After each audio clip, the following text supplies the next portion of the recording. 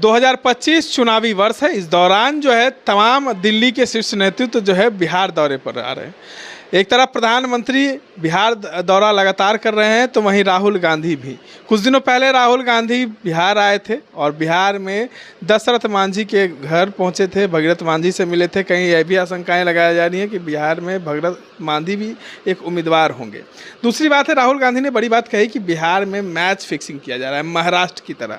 हमारे साथ पूर्व IPS अधिकारी अमिताभ कुमार दास हैं, राजनीतिक अनुभव है इनके पास। बिहार में जो है राहुल गांधी ने कहा कि महाराष्ट्र के तरह जो है बिहार में भी मैच फिक्सिंग का खेल चालू हो रहा है। ये सही कहा आपने। देखिए, अभी 1-2 रोज़ पहले देश के राष्ट्रीय अखबारों में, एक बड़े राष्ट्रीय अखबार में जो संपादकीय पृष्ठ होता है, जिस पर संपादकीय छापे जाते हैं, उस पर राहुल गांधी का एक आलेख छपा है। खुद राहुल गांधी ने लिखा है और वो उसके बाद बहुत खलबली है, क्योंकि उसमें उन्होंने महाराष्ट्र में जो विधानसभा चुनाव हुए थे उसका हवाला देते हुए कहा है कि वो उसमें जो मैंडेट था उसको चुराया गया था, यानी कि जनादेश की चोरी की गई थी। चोरी की गई। हाँ, और उसमें उन्होंने सबसे बड़ी बात है कि जो चुनाव आयोग है उसको भी कटघरे में खड़ा किया है। मतलब भाजपा और जो शिवसेना की वहाँ मतलब सरकार है, सत्तारूढ़ गठबंधन है, भाजपा और शिवसेना का जो शिंदे गुट है वो तो खैर है ही है, उन्होंने चुनाव आयोग को भी कटघरे में खड़ा किया। अब राहुल गांधी कोई मामूली आदमी तो है नहीं, लोकसभा में विपक्ष के नेता हैं, तो चुनाव आयोग की भी बड़ी मतलब फजीहत हो गई। उसके बाद चुनाव आयोग ने एक मतलब आप कह सकते हैं गोलमोल जैसा एक प्रेस विज्ञप्ति जारी की और राहुल गांधी के इन आरोपों का खंडन किया। लेकिन उस पर भी फिर राहुल गांधी ने एक मतलब पत्र लिखा है जो आज सोशल मीडिया पर मैंने देखा है, और उसमें उन्होंने लिखा है कि एक आप जो बयान जारी करते हैं उस पर किसी का दस्तखत नहीं रहता है, चुनाव आयोग के किसी अधिकारी का या किसी चुनाव आयुक्त का दस्तखत नहीं रहता है, आप गोलमोल बयान देते हैं। और राहुल गांधी ने उस स्पष्टीकरण को खारिज कर दिया है। अब दर्शक बोलेंगे कि मतलब ये किस तरह से मैंडेट की चोरी की जाती है, तो देखिए EVM में छेड़छाड़ के तो आरोप बहुत दिनों से लगाए जा रहे हैं। EVM में जो इलेक्ट्रॉनिक वोटिंग मशीन में छेड़छाड़ होती है, इसलिए चुनाव आयोग को सुप्रीम कोर्ट ने भी कहा था कि आप VVPAT को संभाल के रखिए।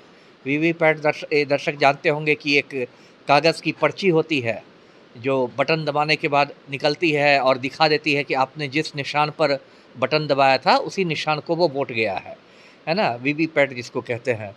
तो ये सब बहुत सारी बातें हुई थी, सुप्रीम कोर्ट में भी ये मामला गया था, लेकिन सुप्रीम कोर्ट ने पूरी तरह EVM को खारिज नहीं किया। मांग तो ये की गई थी कि दोबारा फिर मतपत्र जैसे पहले के ज़माने में बैलेट पेपर से होते थे वोट शुरू किया जाए, खैर वो सब नहीं हुआ।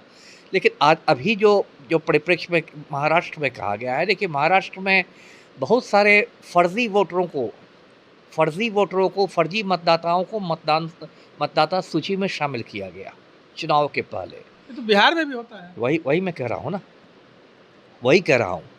और बिहार में भी इल्ज़ाम लगा रहा है विपक्ष, अब कितना सच्चा है कितना झूठा है तो जांच का विषय है, कि लगभग 65 लाख फर्जी मतदाता को मतदाता सूची में शामिल किया गया है ना। तो अब देखिए विधानसभा चुनाव में तो देखिए मतलब 1500 के फ़र्क से हार जीत हो जाती है ना। बहुत बार तो 200-150 इतना तक मतलब छोटा अंतर होता है हारने वाले और जीतने वाले में। तेजस्वी राहुल का इतना डर है, देख रहे हैं ना आप। अरे डर तो है ना, आप मोदी जी को देख रहे हैं ना कैसा परख गए हैं। आज दरभंगा आते हैं, कल मधुबनी आते हैं, परसों भागलपुर आते हैं, फिर रोहतास आते हैं, फिर सीवान आते हैं। ये तो कुछ दिनों बाद भी आने वाले हैं। तो अमित शाह का दौरा था 15 तारीख को, उसको रद्द कर दिया गया। प्रधानमंत्री नहीं ठीक है, तो बार जो आ रहे हैं मोदी जी है ना, तो क्या बिना डर के आ रहे हैं? यदि डर रहता ही नहीं तो छोड़ के दिल्ली में आराम करते, बिहार के नेताओं पर छोड़ देते, सम्राट चौधरी पर छोड़ देते, विजय सिन्हा पर छोड़ देते, दिलीप जायसवाल पर छोड़ देते, लुटिया डूब जाएगी।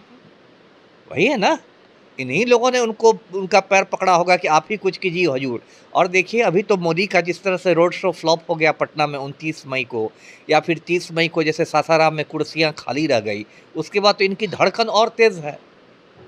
तो ये बात तो और उसी संदर्भ में राहुल गांधी ने कहा है कि जिस तरह महाराष्ट्र में जनादेश चुराया गया उसी तरह बिहार में भी जनादेश चुराया जाएगा। एक तरह से उन्होंने अपने कार्यकर्ताओं को, महागठबंधन के कार्यकर्ताओं और नेताओं को सजग रहने के लिए कहा है, सजग रहने की चेतावनी दी। आप जानते हैं कि देखिए कोई भी मतदान केंद्र पर आप जाइए तो वहाँ अलग अलग पार्टियों के पोलिंग एजेंट बैठे रहते हैं और उनको ये अधिकार होता है कि यदि उनको लगे कि ये मतदाता फर्जी है तो वो उसको चुनौती दे सकते हैं। वो पीठासीन अधिकारी जो वहाँ होता है उस और जो निर्वाचन अधिकारी होते हैं उनसे वो शिकायत कर सकते हैं।